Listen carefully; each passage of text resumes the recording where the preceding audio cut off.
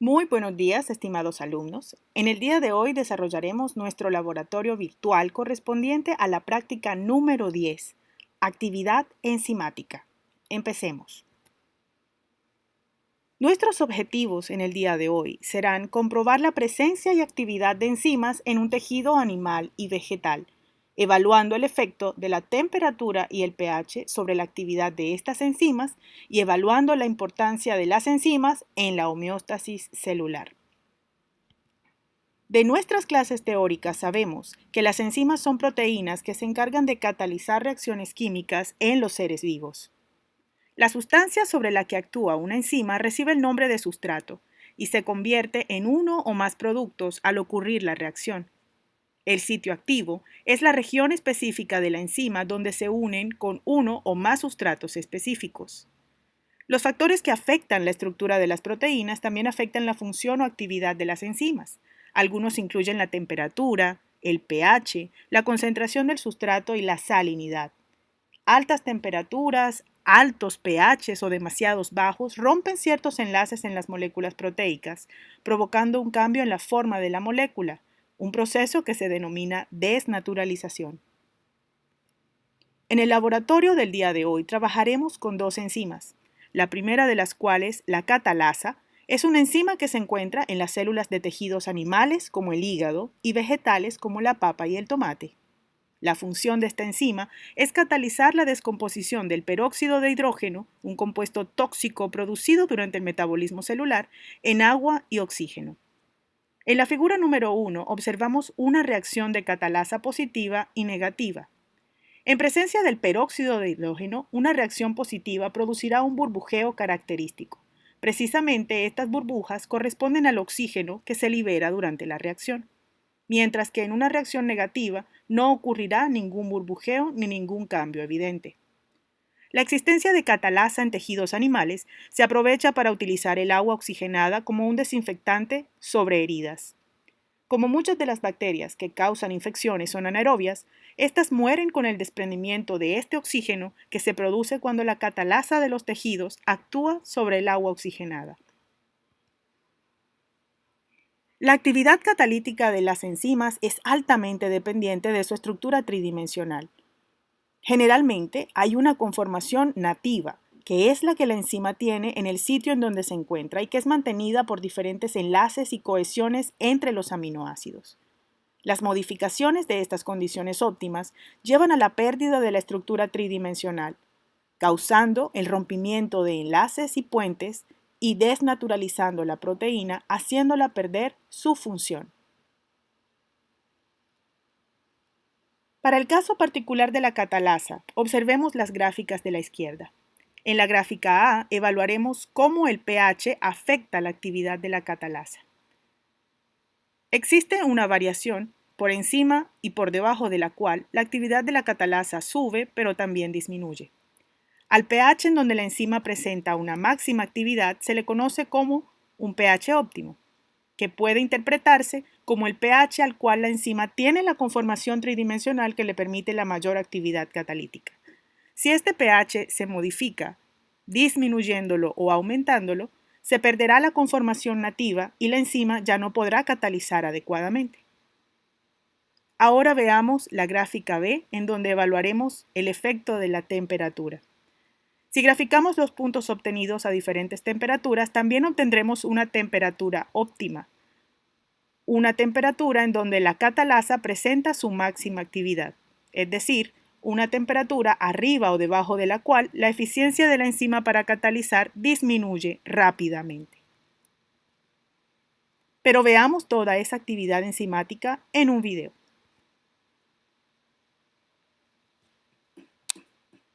Reconocimiento y desnaturalización de la catalasa. Para esta práctica de laboratorio se necesitan 3 tubos de ensayo previamente marcados y adicionar en estos un trozo de hígado.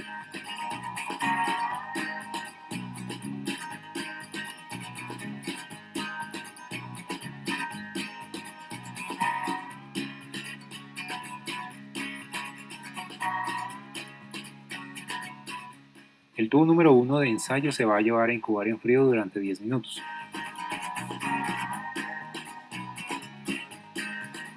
El tubo número 2 se va a llevar a incubar a 100 grados Celsius durante 10 minutos. Y el tubo número 3 a incubar en un baño María a 37 grados Celsius, es decir, a temperatura corporal durante 10 minutos.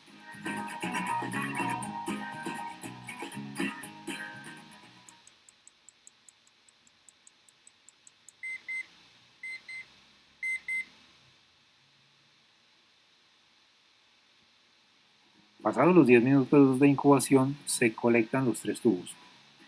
El número 1 que estaba en frío, el número 2 que estaba a 100 grados Celsius y el número 3 que estaba a temperatura corporal.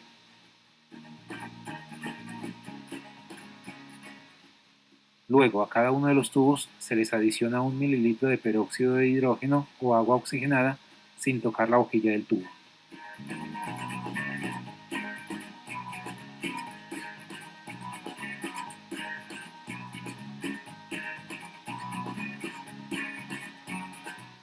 Se observa entonces que en el tubo número 1 y el número 3 hay acción de la catalasa, pero se puede ver como en el 3 hay mayor acción, por haber sido incubado a temperatura corporal. En el 1 la reacción es un poco más lenta por ser en frío. En el tubo número 2, que fue incubado a 100 grados Celsius, no hay reacción, ya que se presenta una desnaturalización completa de la catalasa.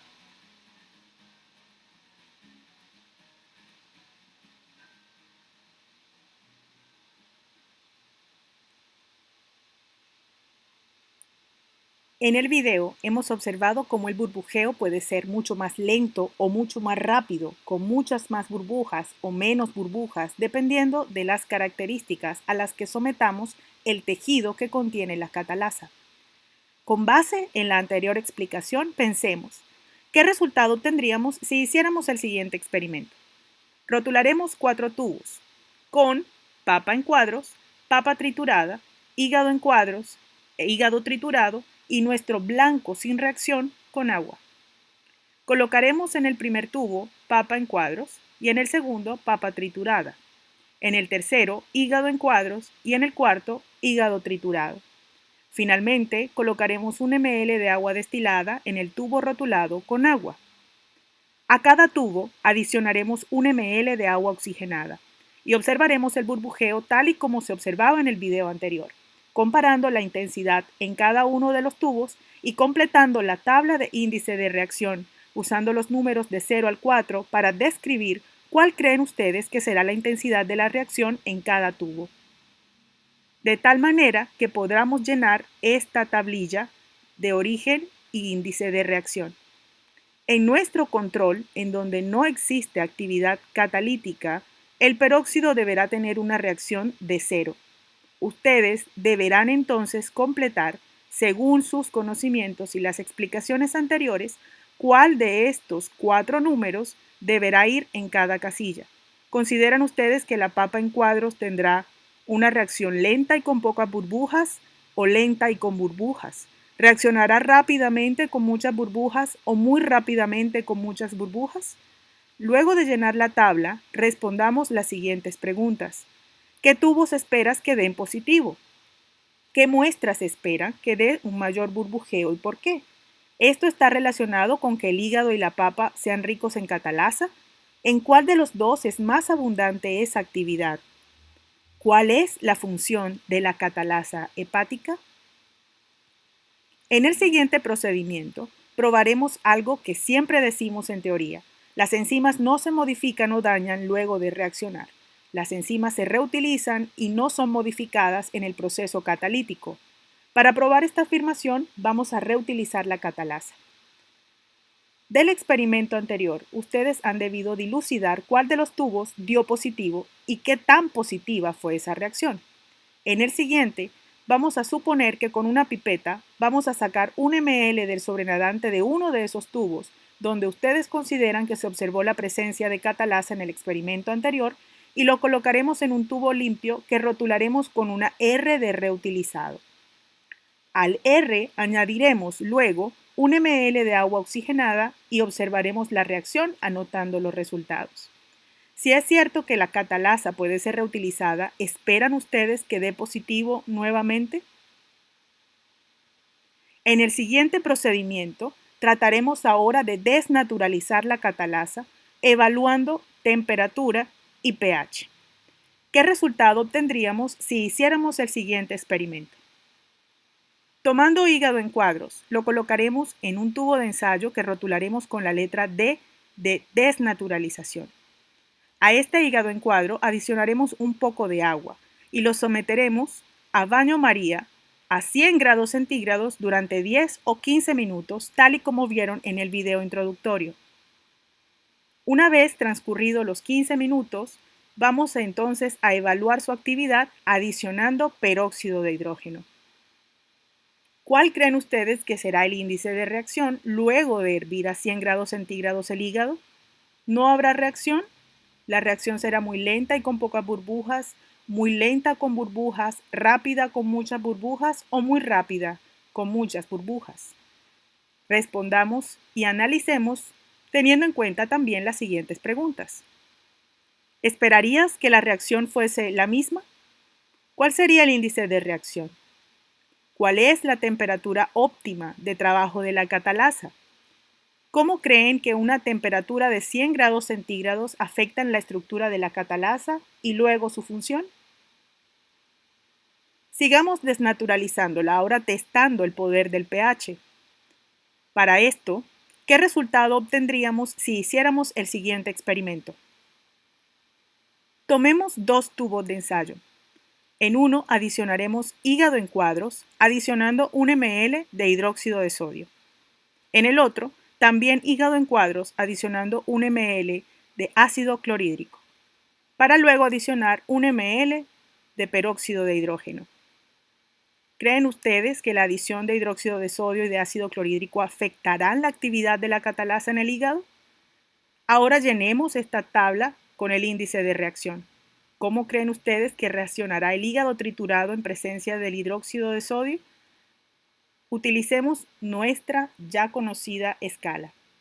¿Cómo creen ustedes que reaccionará en presencia del ácido clorhídrico?